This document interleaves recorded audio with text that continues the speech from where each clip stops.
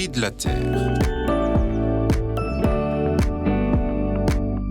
Maxime de Rostolan, vous êtes entrepreneur écologiste. Vous mettez en avant aujourd'hui la rupture entre l'agro-industrie et l'écologie qui oppose selon vous une vision capitaliste à une approche inspirée de la permaculture. Mais la question légitime que l'on se pose, c'est est-ce vraiment viable comme modèle? On écoute votre point de vue. J'avoue qu'elle m'aide bien, ces années de militantisme, donc comprendre petites victoires et grandes désillusions, pour ne pas m'insurger et trouver les recettes de la motivation quotidienne.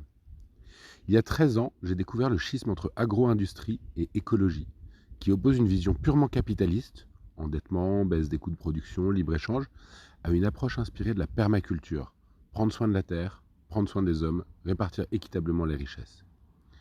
Conscient que l'affrontement entre ces deux camps serait vain, j'entreprenais alors une formation pour devenir maraîcher et m'ouvrir de nouveaux imaginaires. Depuis, on me demande régulièrement, parfois gentiment, si le modèle agroécologique est vraiment viable. En omettant la certitude, le modèle agro-industriel, lui, ne l'est absolument pas. Non seulement il détruit la santé, la biodiversité, le climat, le cycle et la qualité de l'eau, mais en plus, il ne crée même pas d'emplois. 80% des actifs du secteur ont disparu en 50 ans et il laisse un tiers des paysans sous le seuil de pauvreté. La crise actuelle permet enfin de couper la rengaine.